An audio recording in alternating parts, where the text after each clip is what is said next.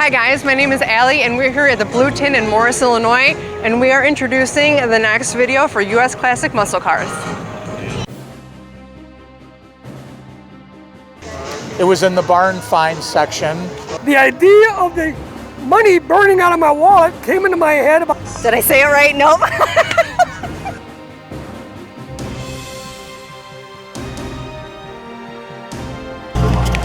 All right, so how many horsepower does the car have? I'm going to call it somewhere around 330.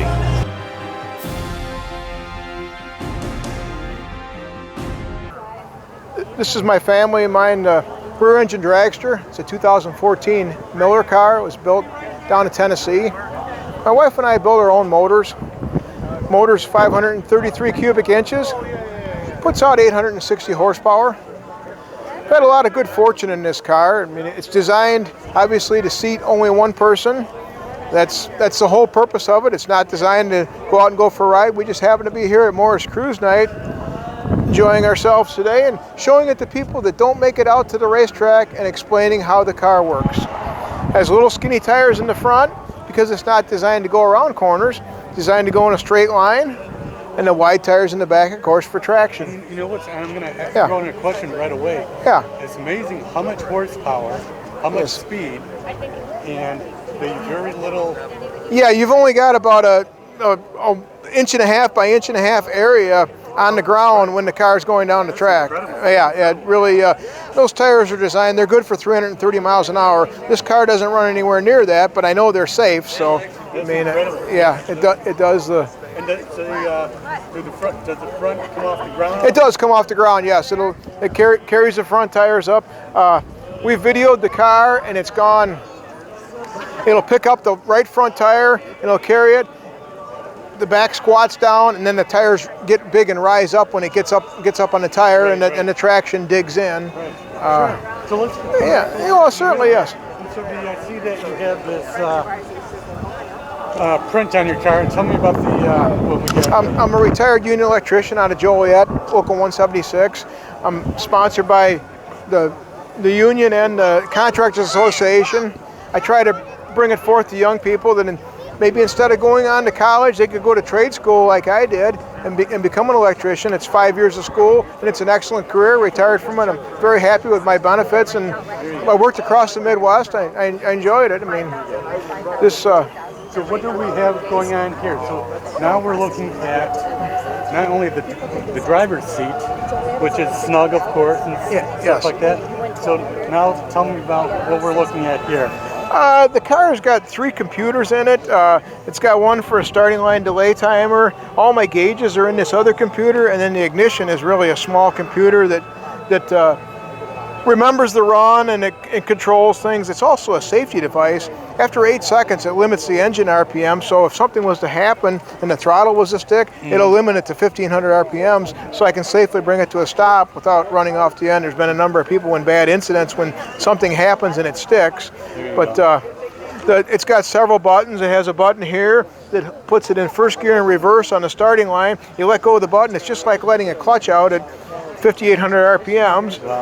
As another adjustment here, it'll take a little timer out of this if I need to.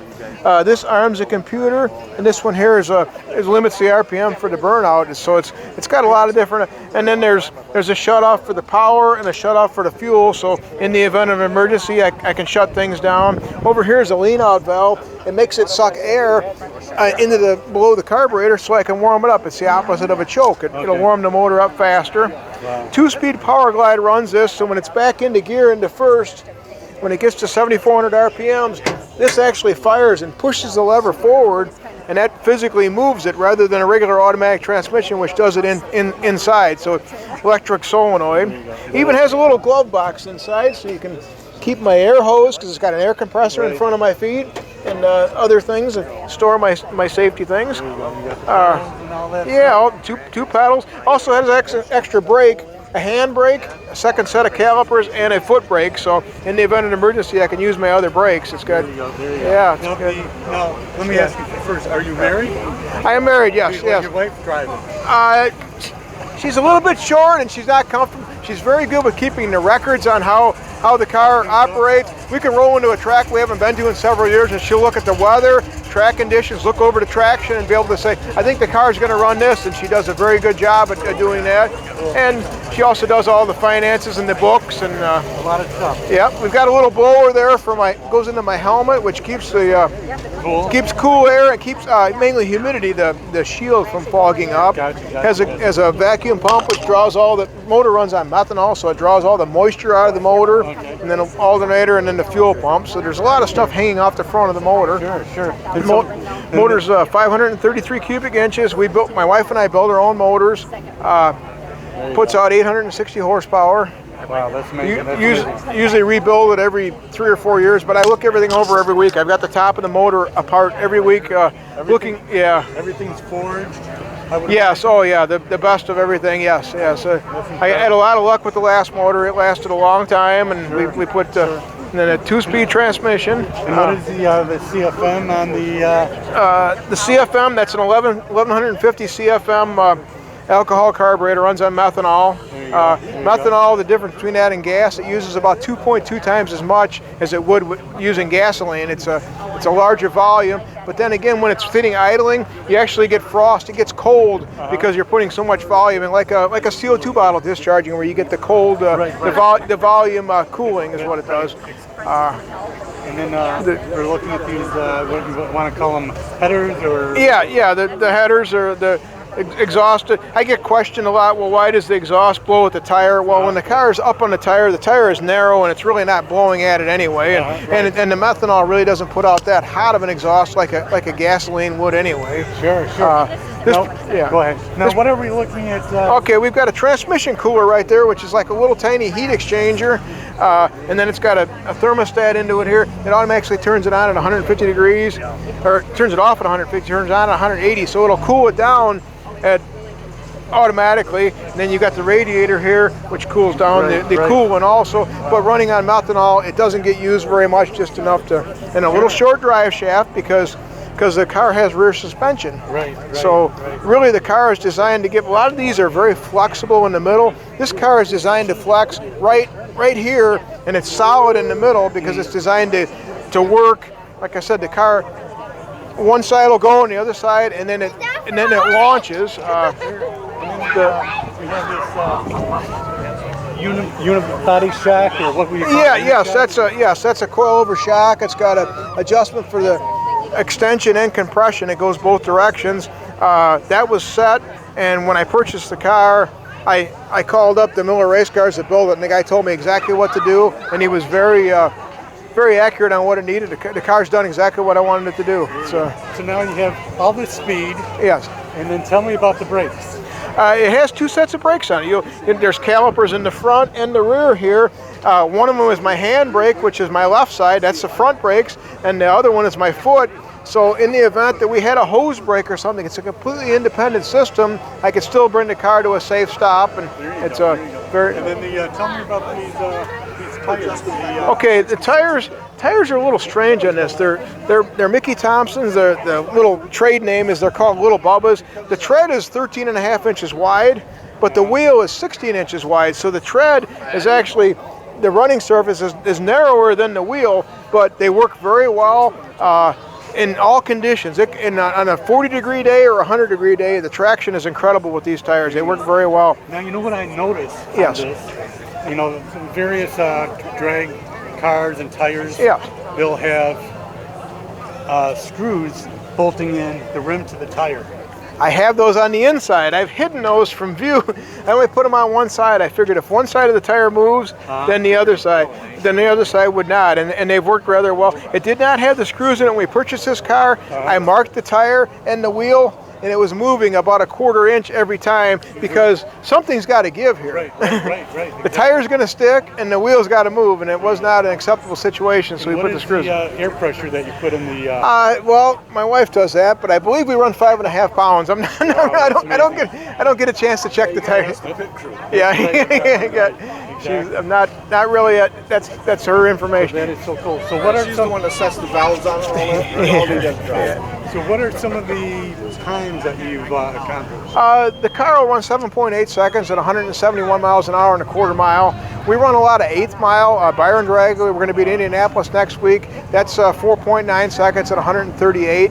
I'm the track champion at Byron Dragway this year. 2014, I was track champion at Route 66 Raceway, and in 1999, I was the track champion at Route 66. So you've been doing it more than a couple of years. Yeah, I've been doing this since 1979.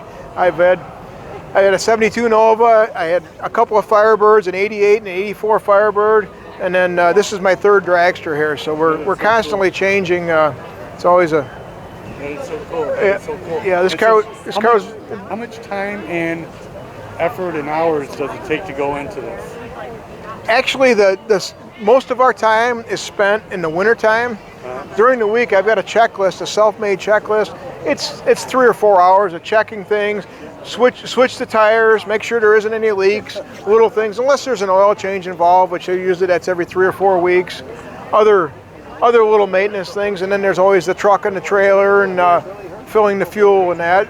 But the winter time, it takes hundreds of hours to build the motor, the transmission, get everything, all the little changes made. It's just a constantly evolving thing. You're always changing little things. But one thing that we haven't talked about is the drag chute.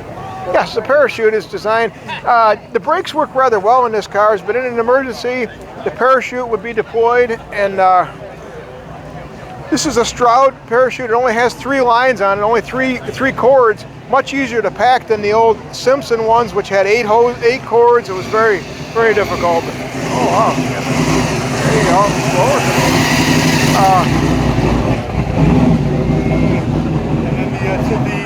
So when you run full bore, the tires raise up how much? They grow about 4 inches at the finish line compared to the starting line. These tires have quite a bit of pressure in them. They've got about 15 pounds in them now, so they're really solid and hard right now. When they're racing at the 5.5 pounds, they're much more flyable. The sidewalls are very flexible. It's there you go. I'd like to introduce my wife, Pam.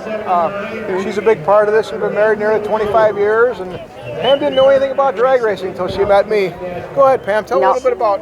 No, I hadn't even really heard of it. I hadn't really seen it on TV, and I met him, and it's been quite an adventure ever since. Yeah, we're busy almost every weekend. Right. What do you do with this part of drag racing? What are your responsibilities? I help build the motors in the garage, and when we go to the track, I help do the maintenance, and I air up the tires and let them down and put the fuel in, do the weather, do the log books. There you go. Yeah. So he gets the easy job, and you get the of the driving. Yeah.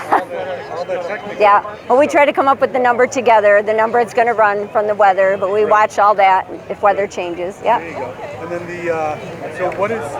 so he taught you about the engines and all that stuff? Yeah, well actually his dad did it with him, and his dad had passed away, so I kind of was the next one in line, but we tear it apart in the winter, and I help with the maintenance during the week. Cool. That is so cool. Yeah, it's fun. I bet. Yeah. And what is your most exciting race that you've been to? Yeah. Oh, they've all been fun. The one day we won 2 in one day. One was rained out, and we finished that race, and then we won another one that same day, so we went how many rounds in a row? We never lost, so it was great. Yeah, being in that winner's circle is really exciting. Thanks for watching. Yep.